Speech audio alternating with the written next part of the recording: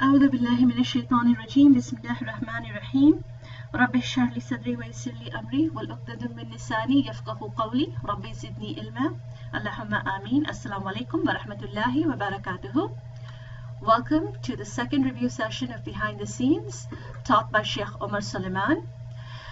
This review session is brought to you by Qabilat Bushra. And we begin with talking about knowledge in this session. Knowledge, ilm, and as Sheikh Omar said, that the books of Tazkiyah start with knowledge because it is the purpose of learning. So Allah subhanahu wa ta'ala has elevated the people of belief among mankind, and amongst the people of belief, Allah has elevated the people of knowledge by degrees.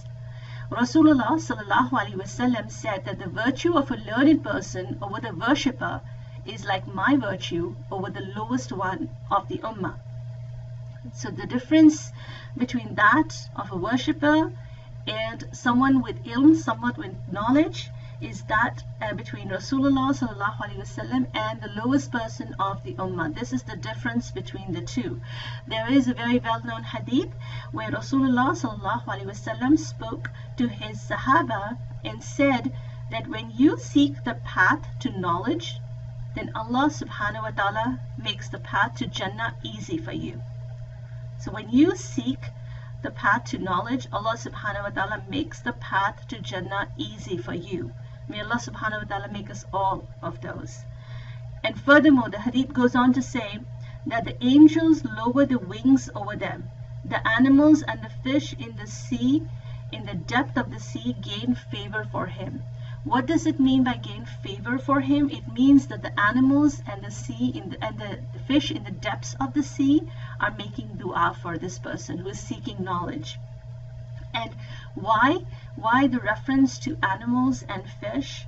The reference is because knowledge teaches you adab, and when you have adab, you take care of everything around you, including the environment, and you're going to treat everything around you really well. This is why the reference is given to about animals and fish in the depths of the sea. There are two kinds of knowledge. There's secular knowledge and there's sacred knowledge. Our deen encourages both kinds. And an example of this is when Umar radiallahu ta'ala anhu would not allow a person to open a business until that person had learned the fiqh of financial transactions. This is why secular knowledge is also very, very important. There are three types of sacred knowledge. There are three types of people who seek sacred knowledge. Sacred knowledge is referred to as ilm sharaqi here. The first type is al-haliqin. These are the people who will be destroyed because they seek knowledge. They seek sacred knowledge just to benefit themselves in this dunya. So these are the category of people who will seek sacred knowledge, who will seek ilm of the deen for a benefit that is just purely dunya, for recognition and so forth. These are the people who are said to be at the bottom of the hellfire. May Allah subhanahu wa ta'ala protect all of us. The second category are those who are in between. So they are trying to have the right intention, but they are fighting with themselves. And so they're wavering in the middle, but they're trying, they're struggling. And then the third category is the people who have succeeded. These are the people who are successful. They are seeking knowledge purely for the sake of Allah subhanahu wa ta'ala. Their intention never wavers. And they are said to be in the highest levels of Jannah. May Allah subhanahu wa ta'ala make us of them. Imam Ahmed, for example, rahimahullah, was the most famous scholar in the world towards the end of his life. But he still wanted to learn. And so what he would do is wrap his face with a cloth and go and sit in gatherings of people who knew less than him and learned from them. This is a clear indication that we learn from people who are above us, from below us, and who are equal to us in knowledge. Ibn Abbas also talked about this. He said that knowledge is to be sought and it will not come to you automatically. So the effort needs to be made to go out and get knowledge. There are many references. Go through the notes. There are many examples of the Sahaba, the Tabi'een, and other scholars who went out in search of knowledge. And these examples are in your notes. Please do check that. So what knowledge does is that it purifies you. It purifies you if the intention is correct. The intention is the key thing over here. There's a very scary hadith that says whoever seeks knowledge for three things: one, to argue with the scholar; two, to shame the ignorant; and three, to turn the faces of people towards him, Allah subhanahu wa ta'ala will put that person in hellfire. May Allah protect all of us from that. Ibn Masud said that if anyone finds themselves even in one of these categories, they should take a break. They should step away from learning, and they should just step away and re-examine themselves and do lots and lots of tazkiyah.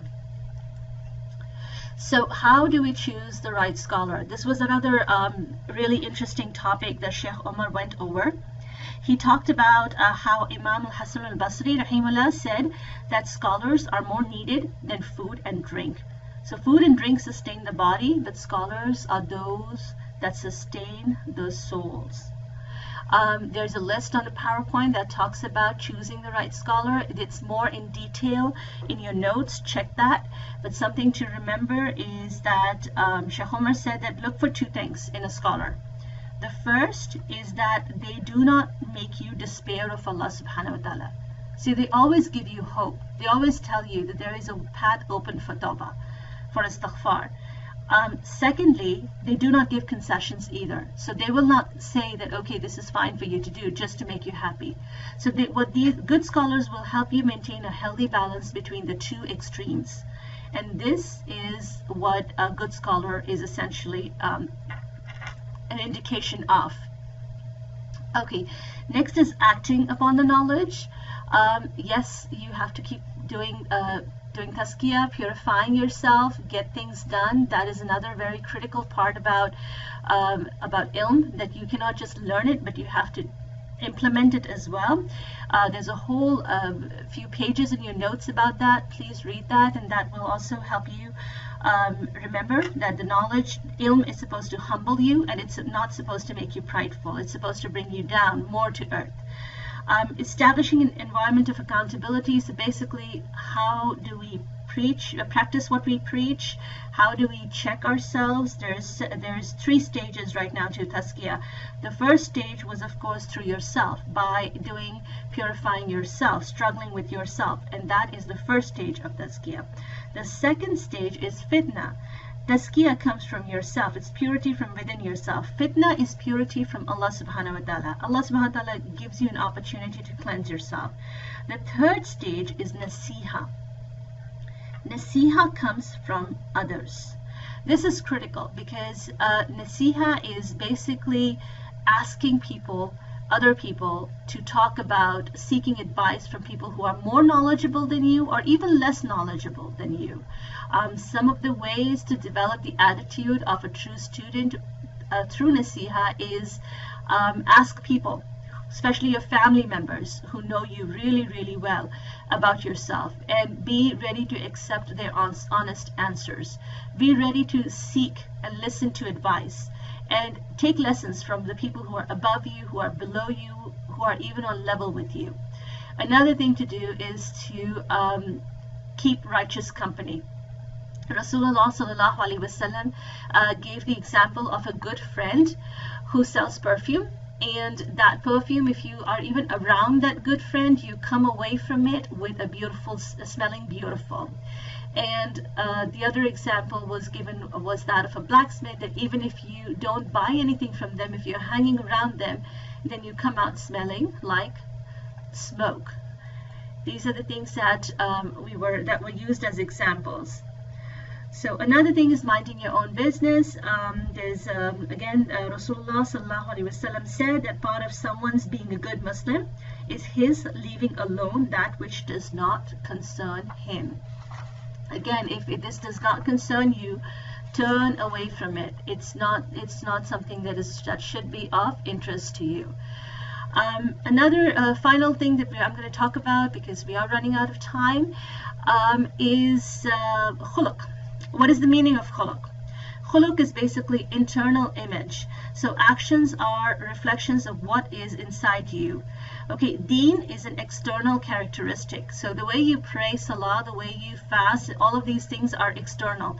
Khuluq is an internal characteristic. And what is the proper measure of curing, of checking your khuluq is how do you, there are two ways according to Sheikh Omar. The first is how do you make the people around you feel? And the second is the best measure of good character is how you handle people with bad character. So if someone is rude to you, are you equally rude back to them? Or do you tolerate? If you can tolerate bad character, then it is a sign of good character. These are some of the things that we discussed in class. Please do go over your notes because we are doing this very briefly. So to prepare well for the exam, you do need to look at your notes. Once again, the exam is inshallah on April 10th from 9 a.m. in the morning till 9 p.m. in the evening. We will be back with another review session inshallah soon. Assalamu alaikum wa rahmatullahi wa barakatuh.